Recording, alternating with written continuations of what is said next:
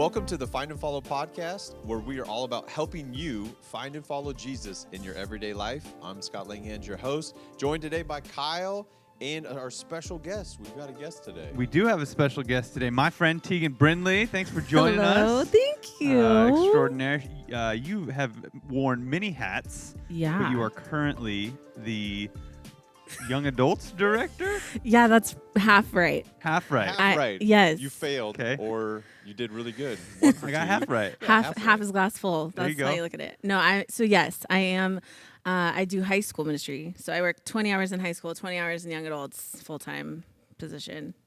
But however you want to There look you at go. that. At Spokane First Presbyterian Church. Yes, First Press, downtown, Spokane. Yeah, And you are not a Spokane native. not at all. You love Spokane with all your heart. You know- There's just no...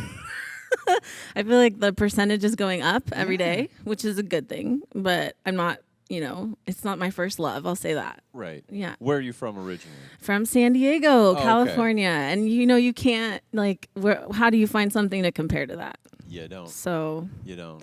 I'm just coming from a tricky So how long- comparison. How long have you been in Spokane? Man, it'll be 4 years in August. Okay, so that's relatively new. You get a lot of leeway. Thank you. Yeah, a lot of leeway.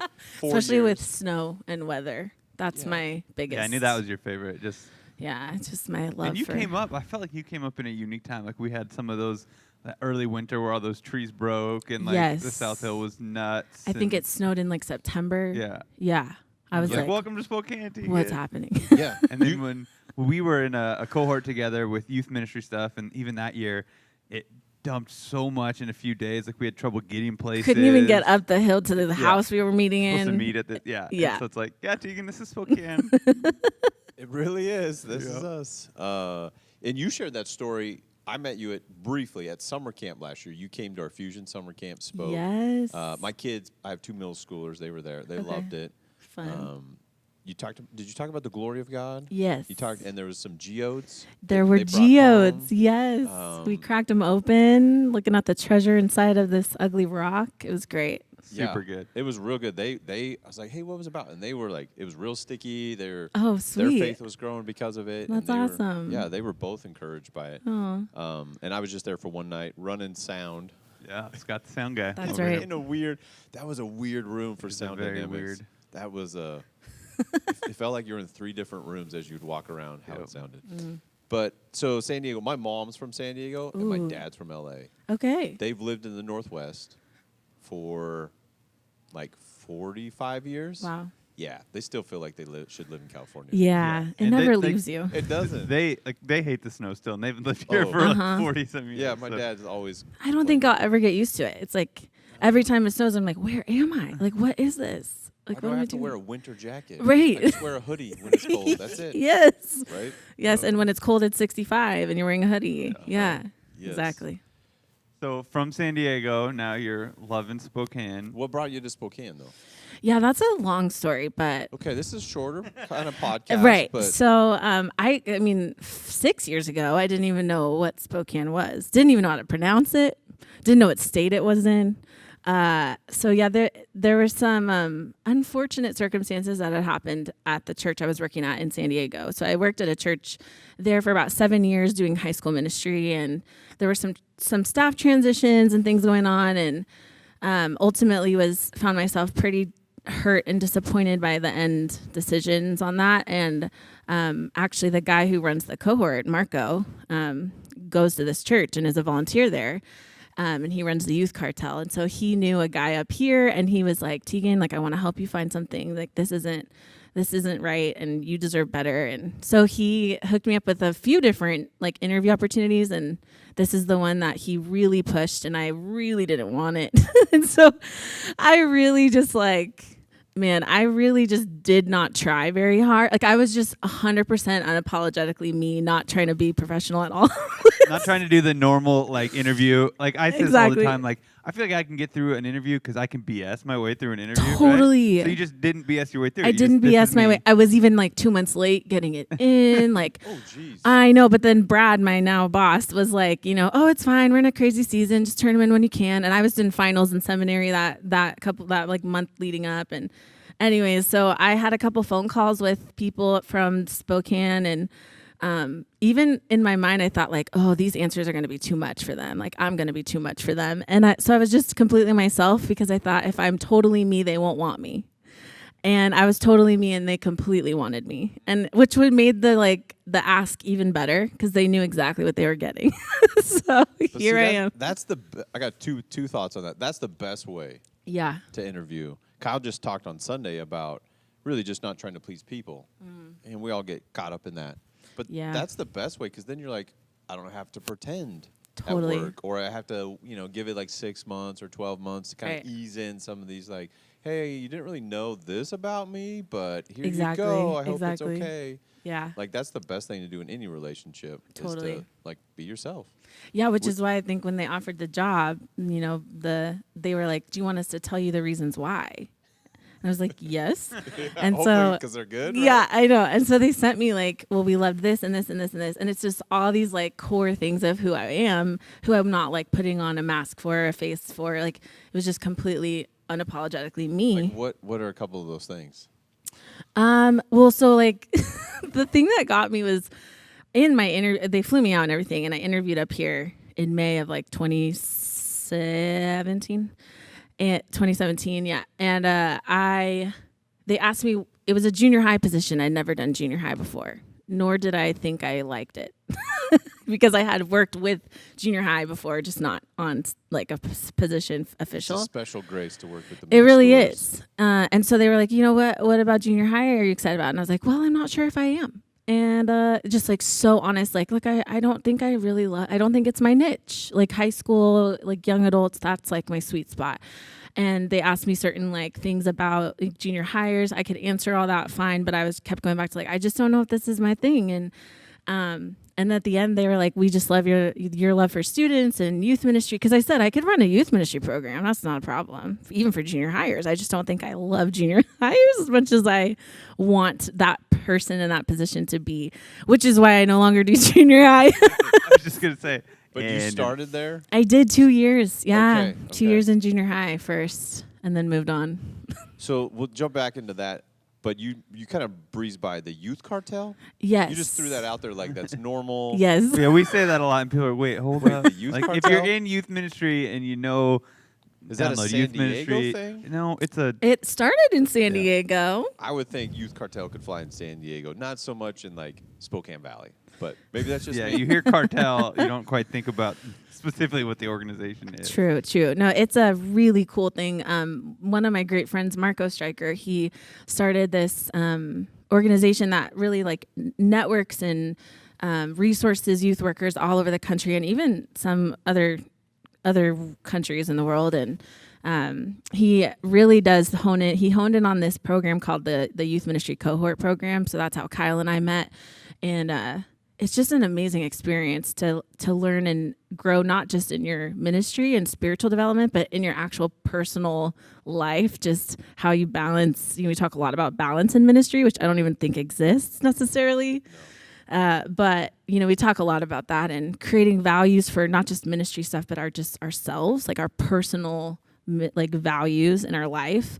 And then just getting to meet amazing people that do the same type of work that you're doing. So I think balance is a complete myth, and it's not a target that we should be totally to aim for. Yeah. I think it's a misnomer. You think about like a teeter-totter in real life, like the goal is to get perfectly balanced.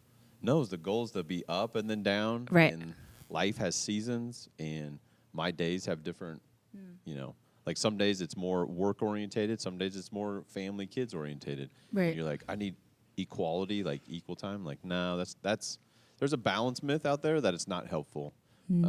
Yeah. So I mean the youth cartel, which started. Marco Stryker? Mark O. Stryker. But we call him Marco. Marco is his nickname. Oh, his name's Mark. Marco Stryker could be the guy running the youth cartel. Yeah, he is. Scott Langhans, he's probably not running the youth cartel. When you see his face too, you'll be like, oh, yep. Yep. That's the guy. The youth cartel guy. The head of the cartel. Started out at Youth Specialties, is a youth organization. I want to be in the cartel now. You can join. I'll get you Marco's phone number. Youth Specialties has resourced youth pastors and youth ministry workers forever, and Marco was involved in that. Started this youth cartel. They publish books and do kind of all sorts of training and resourcing for youth workers. But this cohort thing that Tegan and I did, again, kind of talking towards your balance, just really holistically life, helping you point your life in the right direction with your values and who you are, and helps a lot with identifying your work relationships and how do you do that successfully, because we understand in youth ministry a lot that, and a lot of people start youth ministry in a younger season of their life, and they're just eager and excited to serve God and serve students, and can get kind of abused in the process of doing that. And so helping all those relational dynamics work really well. So it's a super, super cool thing. Yeah, and I think that's more of the right goal and target, is not to have like a balance, because I always think teeter-totter or scales, and they're equal on both sides, but to have an understanding of like my life is multifaceted, and I need many of these things. I need like good quality relationships. I need a strong faith. I need connection to other believers. I need a recreational outlet, stuff for fun. Right. You know, Even like you need all of exercise, like even examining like, am I healthy? Like not just mentally, but like physically, am I healthy? You know, things like that. And, sometimes we get caught up in like that balance thing. I think we start to try to be someone we're not. Back to what you were saying, God's given us each different gifts, different talents, different passions, which is good. And then we're like, yeah, but we have to have balance. We have to have equal. So I got to be just as good at middle school passion as just as much as high school. Or this role traditionally is like, well, you have to be the best speaker as a youth leader, right? You're like, well, what if my thing was I'm a good like coach, and I could coach kids and other adults to be like great speakers, and I myself am not a great speaker. Would that be appropriate? A lot of us would go, no, you have to be like, that's not who I am, so be who you are. I think a lot of people listening in struggle with that. Like, just be okay with the grace God's given you and the gifts and talents, and lean into who you really are. And it's a beautiful, wonderful thing. And like you're experiencing, right? You kind of moved out of middle school, now you're doing high school and young adult stuff. So we always love to hear when we have guests on, how did you find Jesus? Yeah. I mean, I think we all like wish we had one of those, like, I was just snorting whatever drugs you snort. I don't even know. All of the snorting drugs. I don't actually wish that, but okay. No, I mean, like, having this like amazing come to Jesus story about, that like rock bottom moment, which I've had plenty, just not with drugs, but not with the snorting drugs. Anyways, not the snorting kind of drugs. That's but a different cartel. That is a very different cartel. I grew up in a Christian home, so faith was always like an undertone of life. And my dad particularly is very spiritual guy, like very in tune with the spirit, and just healing and prayer ministry is kind of his niche. Like, he's in retirement now and going to school for ministry. He wants to be in ministry somehow. He's a cool dude. Tim, he's Australian, by the way. Yeah, was thinking how I could weave that in. Yeah. Like, you're our first Australian citizen that's been on the podcast. Yes. You're an Australian citizen? I am, yes. Thanks to my dad, Tim Brindley. Can we do some accents now? Nope. I'm not going to. You can try. Good day, mate. Oh, okay. Put It's another usually shrimp on the barbie. the no is the hardest for Americans. No. It's no. Oh, yeah. There's a lot of R's and things in there. Oh, and Australian slang is really... Yeah, it's awesome. It's like another language. Yeah. Yeah. My wife and I do triathlon, and there's a lot of Australians that do triathlon. Yes. And then Kona is where the world champion. Yeah. So it's Koner.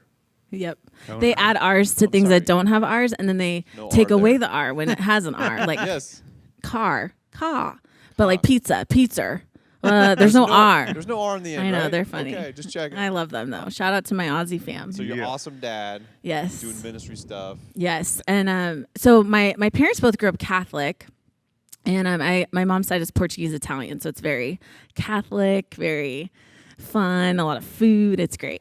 And I went to all-girls Catholic high school, dabbled a little bit in like that. And my extended family is very Catholic, so masses were always part of my upbringing. But we went to a non-denominational church when I was starting in 7th grade, kind of and on. And so that was really my main influence. And I would say like faith really became my own in high school. I was a really shy, like in junior high, I would not even...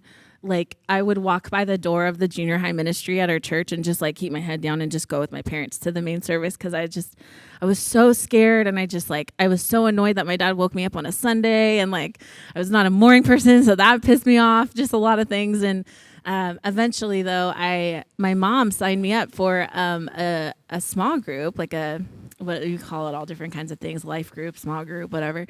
And when I was a sophomore in high school, and she didn't tell me. But the Wednesday night it was happening, she was like, pick me up from school or whatever. I got home and she was like, so I signed you up for this group. You only have to go once, but you have to go. And I was like, oh my gosh, like, are you kidding me? And I went, and I actually still know a handful of those girls today. And it just changed everything. Like one night just kind of made me feel like I could go again. Like I'll go. And I just developed these amazing friendships, which then made me feel comfortable to go to the Sunday stuff. And then that just snowballed into all the things. And then I was a junior at a summer camp, and the pastor was talking about callings. But mind you, I hadn't seen any females speak at this point, like preach on a stage, especially in a main service. Like we had female volunteers that had shared before, but I didn't really understand the world. Most people don't, of like pastors and jobs and this is how you make money. Like all these things in my mind, like this is a career option. And so I remember I was at this camp, and the lead pastor was talking about callings, and the first two were very generic, kind of all of us are called to this, and whatever. The last one, he kind of had one of those prophetic sort of moments of talking about a call to full-time ministry. And he made sure to let a room full of like 300 high schoolers know that like this is not a sexy calling. Like this is in a room of like a Christian camp that feels like a really elite status thing, but he really played it down. Like he really made it like raw and real. Like this is not easy. It's like you can't imagine yourself doing anything else. Like this is your call. And I just started having like a mini panic attack in my seat. Like my heart was racing. And then he had the nerve to say, he's like, I think there's like, 7 or 8 of you in here that are called to this. And I'm just panicking, but I think the outside of me was just totally calm and collected, but inside I was freaking out. And he asked us to stand, and I was like, oh hell no, I'm not gonna stand because I don't even know what this is or what this means or anything. And so I didn't stand. And he waited, and he was like, I think there's a few more of you. And the girl sitting next to me, who I barely knew, like tapped my arm and said, are you gonna stand? And at that point I was like, game over, like I have to stand. Wow. So I stood up, and he said a prayer, and people laid hands on us and prayed over us. And then I met with my youth pastor at the time. And then 2-3 years later, he was my boss, and I was working for him and learning the ropes, and slowly became full-time at that church and worked in the very youth ministry that got me connected. So it's pretty wild. It's a wild ride. Yeah, how did the girl next to you know? Dude, I don't know. Like just the Spirit of God, like she just knew. We were friends. Like she knew me, and she knew I was involved in certain aspects of things, but I don't know. I think God. That's what I think. I think so too. Sounds like it. So like Jesus in your personal relationship with him, or like junior high school, in that season where you're saying, okay, this is something that I'm really doing. Mm-hmm. Was there a moment or like that progression? Obviously that was a big moment where you're going, oh, I'm going all in with this not so sexy career thing. Yes, not so sexy. But for you, like when did Jesus become really like, hey, he's my friend, he's my king? It's personal. That has been a slow build, like a very like progressive process, which I think is like natural, right? Like that's how it works with any friendship, any relationship. When you date someone, even like you slowly build up to that. So in college, like I was just really connected with all the things like church. I was working in a church. I was going to school for psychology, but I was like plugged into everything, and still was kind of denying the fact that I was going to do ministry forever. So I was trying like other avenues of education to see like if there was another career path for me. I think it was honestly when I moved here, I was 27, and I think my relationship with Jesus took a whole new level when I moved here, because I didn't know a soul. And so it was this like the first time in my entire life where I'm like, I don't know anyone in a city except I have a friend in Jesus. Like, and I remember like, I think I was the most disciplined I'd ever been in my life that first year here, reading scripture every morning, spending time with God, like truly telling him, communicating, like just having moments, making sure I was good. Like, are we good? Like, what's going on? I don't have anyone, but I knew I had God. I was in seminary at the time, and I was doing a project on, I got to pick a psalm and make an artistic expression of it. And I like to do weave. I'm obsessed with yarn, so I like to do like weaving on a loom. It's a weird grandma thing. Yeah, I was gonna say it sounds like an old lady thing. Yeah, That's it awesome. does, but So it's you have a really. loom at your house? I do have a loom. It's not one of those massive like ones that look like an instrument. It's Yeah. like a lap loom. But yes, I have a. So I made this weave, and Psalm 61 is all about like finding home, like where your rock is, and like God's. He talks about like His eagle's wings, like protecting you, and the rock that I stand on is like this thing that's going to hold me. And I just had this realization that year, like my home is really wherever God is. So home can be here. I mean, and that's like a nice, fun way to say it. And it took so much longer for that to become a reality for me. But that was like, I think when my relationship with Jesus really became more of like a partnership of personal, like, oh, this is my friend and my God walking with me and protecting me and taking care of me. And yeah, so it took a risk to really feel that tangibly. Yeah. We've been talking lately about transitions. We're going through some transitional stuff here and life and in positions.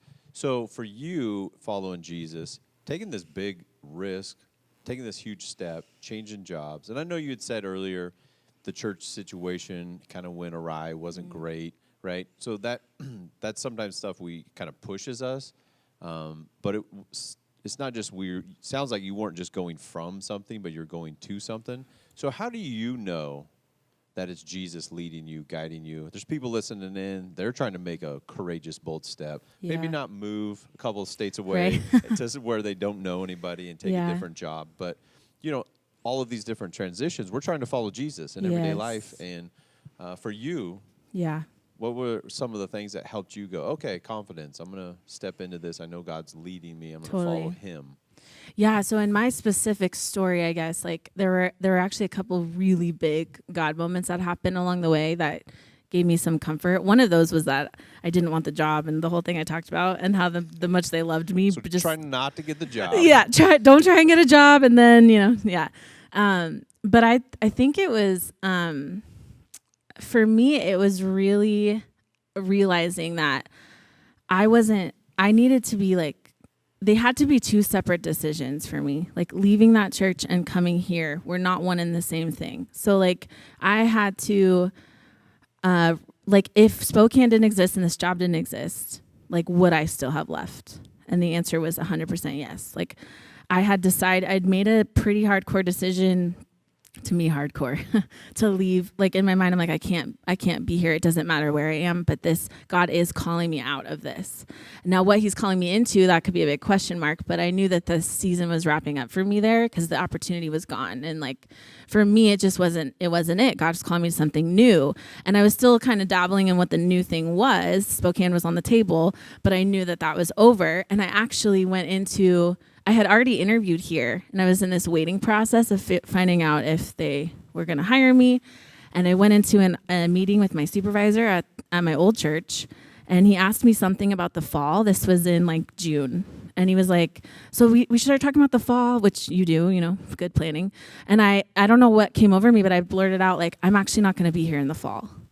And he was like, what? Oh, and he knew I had interviewed. Like, it wasn't a secret. I wasn't being sneaky. He was like, oh, did you get that job in Spokane? I was like, I have no idea. I know I can't be here. Like, no, I haven't heard from them. I know that this season is done for me. And once I was leading mission trips to Haiti for all these years, and I had that on the docket and a bunch of camps. So I was like, I'll see my way through the summer. I'm leading these teams. But when I get on that plane to Haiti, like my time at this office is done. And it was this kind of like, for me, letting go of one thing before I picked up another thing in the transition was so important to my journey. And I almost feel like they were actually a little late getting back to me here in Spokane. And I think it was God's grace giving me time to end that before I wasn't choosing this to run away from that.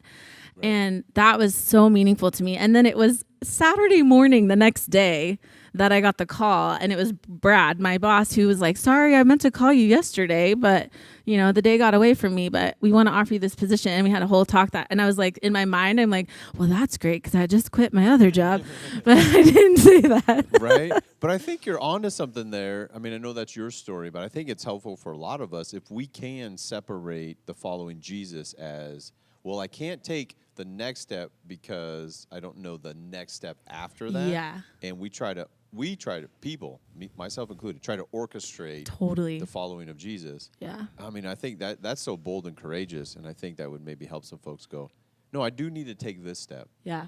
Even for all of us planners. Yeah, And, that's me too. you know, what's your 5-year plan? And Yeah. Google that, and what's your strategy, and how you can retire early. Totally. Like, I don't know, but I know I need to take this step.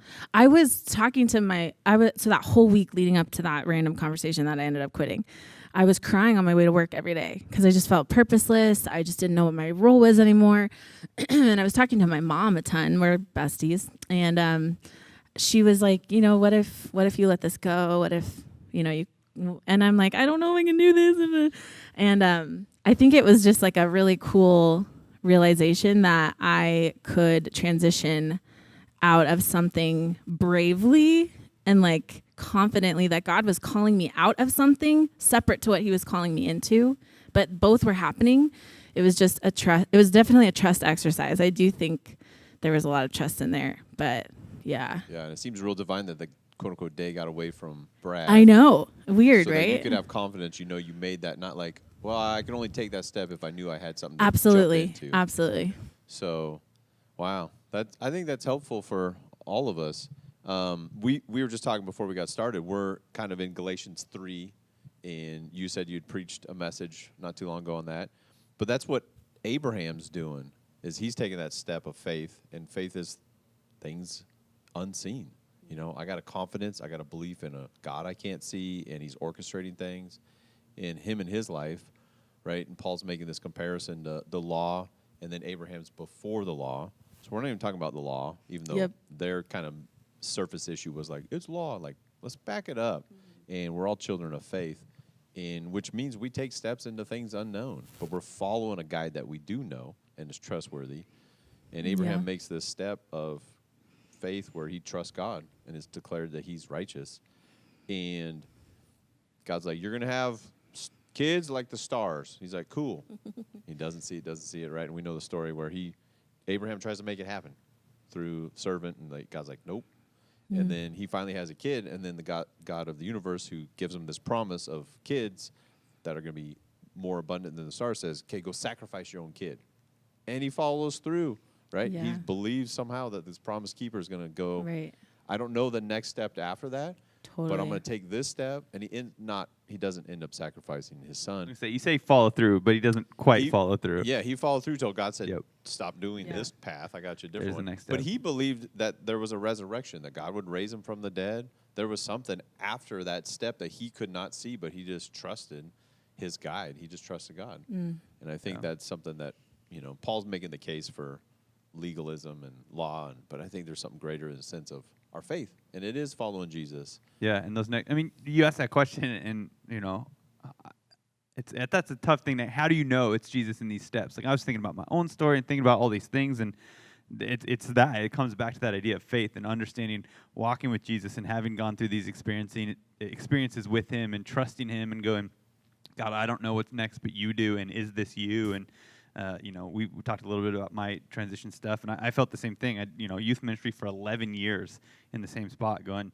and every time any question would come up in my mind about, like, what's next? I'm like, no, this is it. And I just knew that. I knew because I had a relationship in this faith that's like, yeah, you know, God doesn't want me to move to this place or that place or do this thing or do that thing, until there was that, where I was like, God, is there something next? And I really felt like He said, yes, there is something next. I didn't know what that was at first, and I explored different opportunities. We did that as a church as we talked through what's these things, and constantly just going back to that faith step of, God, we trust that You know what's next. And sometimes we have to kind of muddle through that and work through that and see what that means for us and how that works. And it's a relationship, like Tegan, like you said, as we develop that, and the more we dive into that relationship and communicate in that relationship, I don't know how much easier it is, but the more we work through the balances and rhythms of a relationship with our Heavenly Father, and trusting His voice and hearing His voice, and taking out those, okay, God, maybe it's this step, and we take a step and get on the phone or get on a plane to come to Spokane and talk to some people. I don't know, I'm just stepping out, God, and trusting that He's got a plan, and He knows, and it's a little bit of a dance sometimes. It's a lot of a dance, I think. It's really dynamic, ongoing. So here's a spot that I missed this weekend in following Jesus. I didn't follow Jesus, and I knew it. And it's kind of a crazy story. We were camping this weekend, my family and a bunch of other people and friends. And Saturday night, going to bed, and we're tent camping, got the kids down, and then go to the bathroom to brush my teeth, go to the bathroom, and there's a bunch of showers right there. There's like 6, 8 shower stalls. And it was late at night, but it was 10 o'clock. But people were showering. There was like 4 or 5 people showering, people in and out for using the bathroom.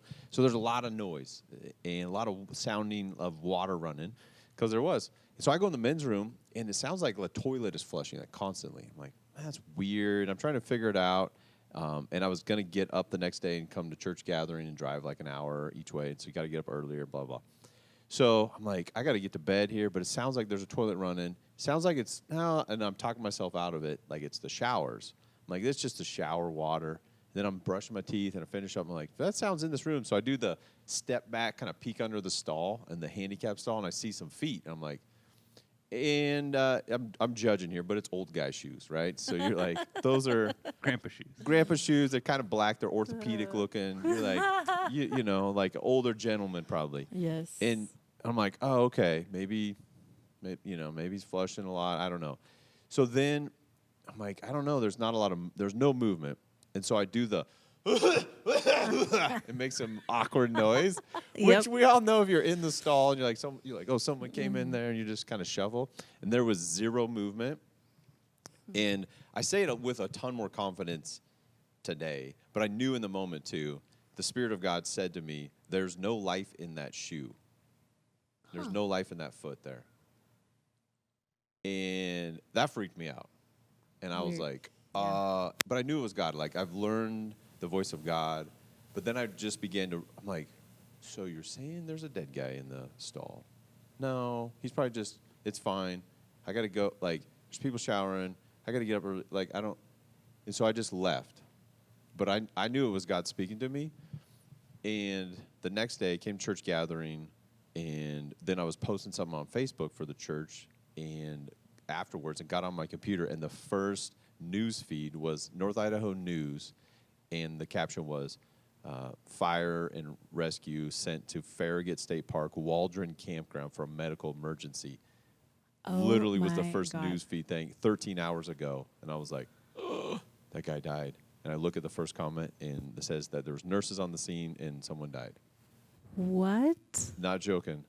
And so I get back to camp, and one of the other guys camping, they were at the campfire that we had left, and it's 300 yards away or so. And he was sitting there. He heard a woman wailing, like severe crying. And he heard it, and he goes, that's not normal. And it's 10 o'clock, but it's Saturday night. It's Memorial Day weekend. There's a lot of activity, kids riding bikes and campfires, and, there's noise. There's dogs barking.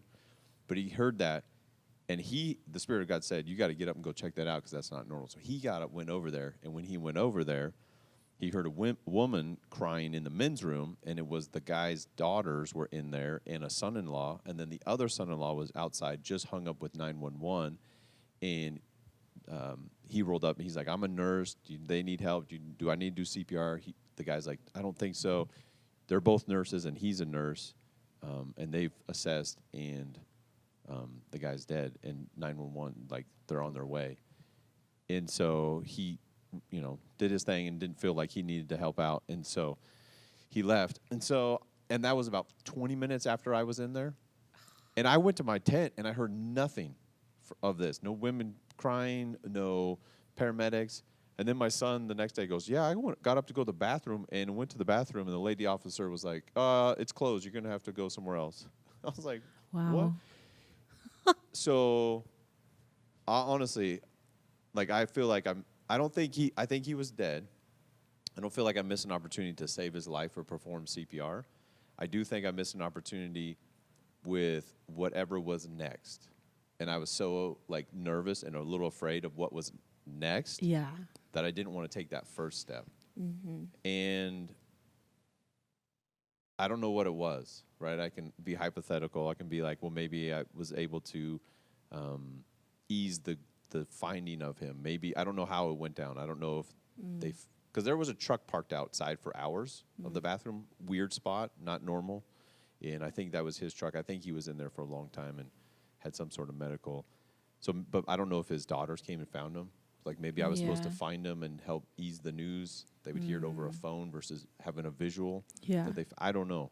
But I do know I missed an opportunity. And it was because it was late at night, long day, good day, want to go to bed. And you're like, I'm not really like in tune with the Spirit praying. Like, God, what do you want me to do as I enter the restroom here? You know?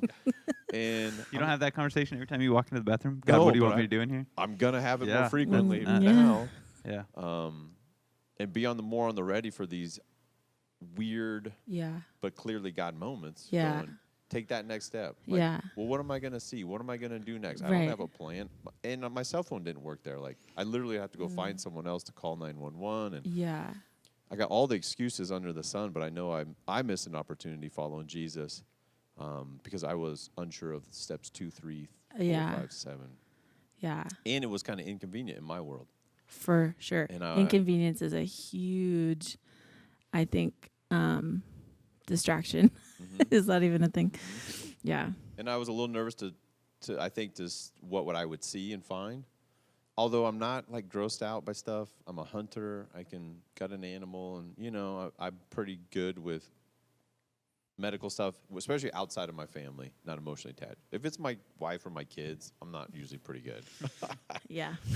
But it's one of those things like, oh, I feel bad that I missed an opportunity following Jesus to help minister to that family or whatever it was. So it's something that, like, absorbing and sticking with me. Probably not going to have another one of those exact same situations in my life. Hopefully. Hopefully not, yeah. Right? I was gonna say.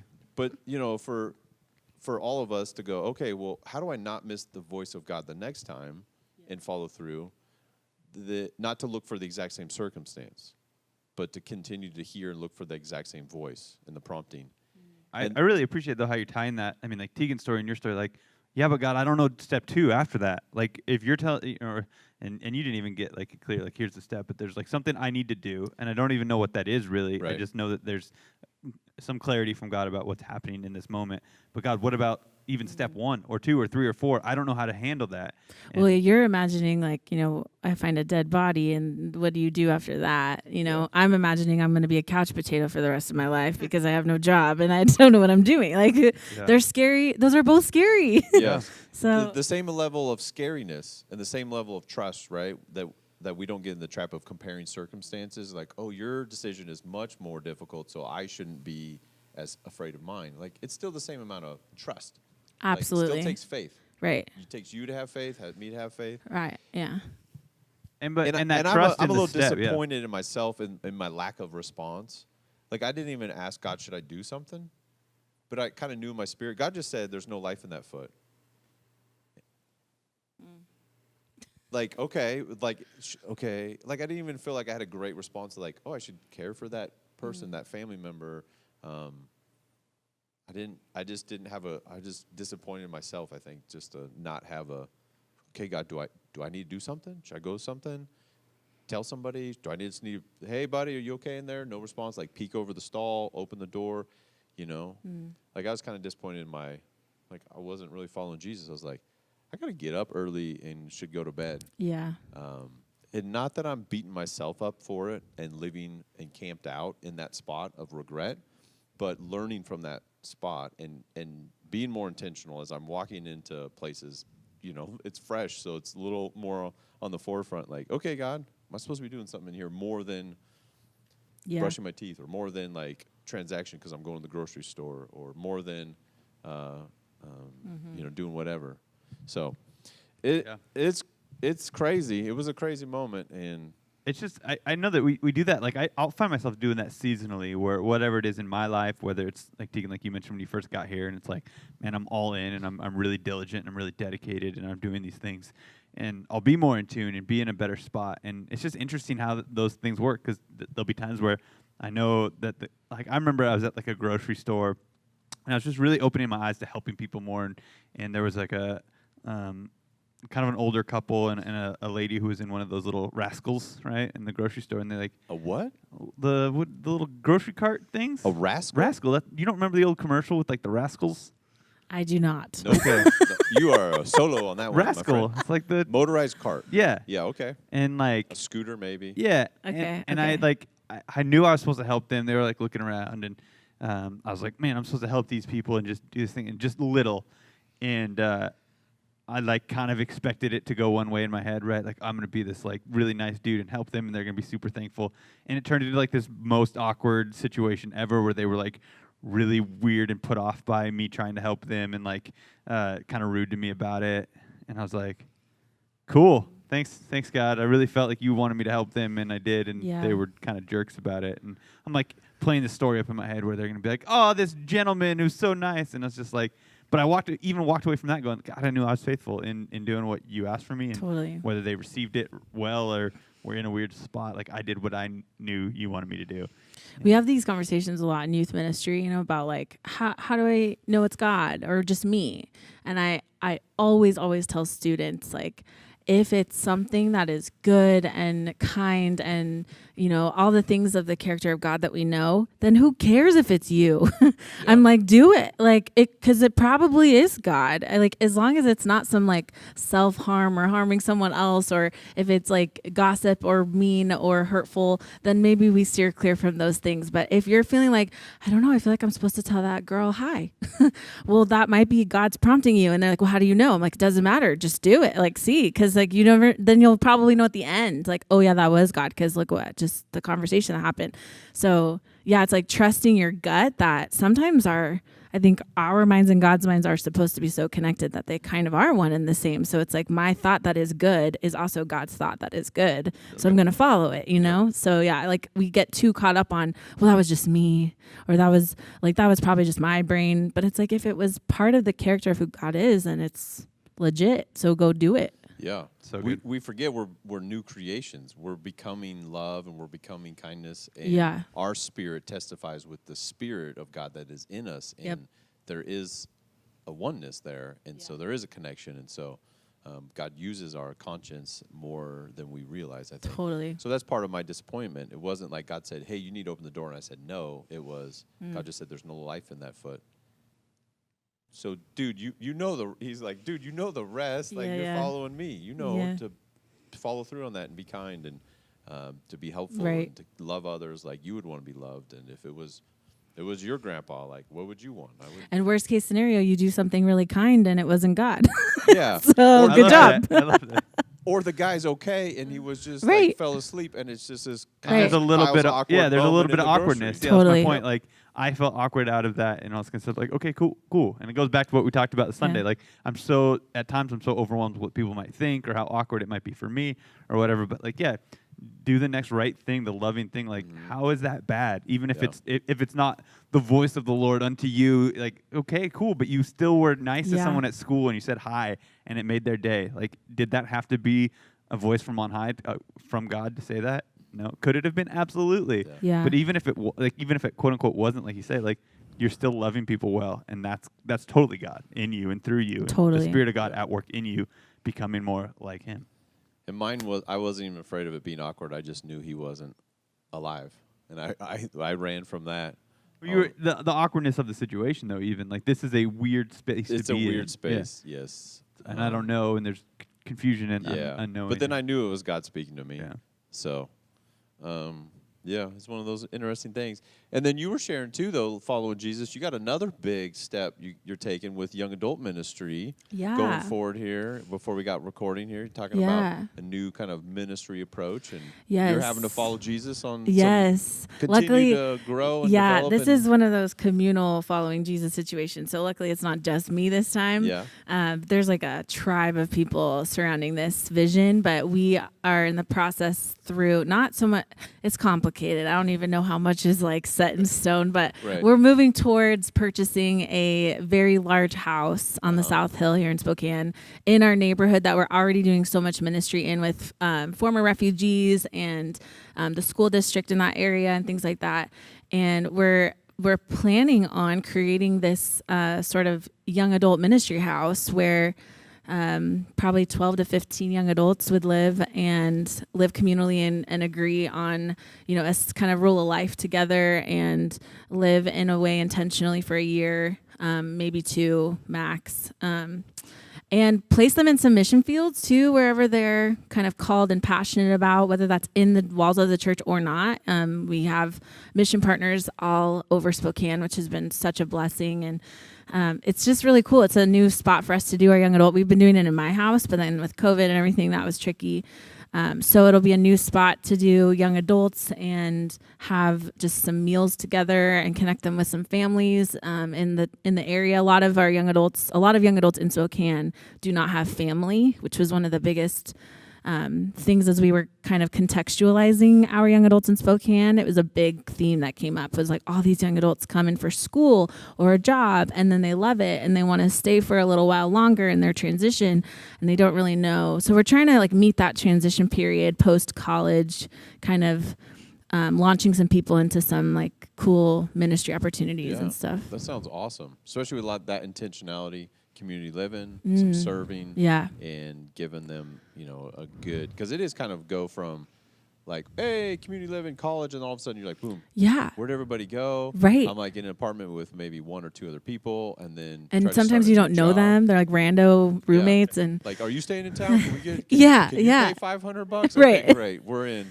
A lot of young adults go through depression those first 2 years, so it's kind of that really like wilderness and waiting space of what am I doing with my life? And I was lucky enough to live in my hometown, so I was connected to everybody during that time, and I was super held and carried through that. But there's a lot of folks here who are not. And that's awesome. And then your involvement with helping with the program and running stuff. That's great.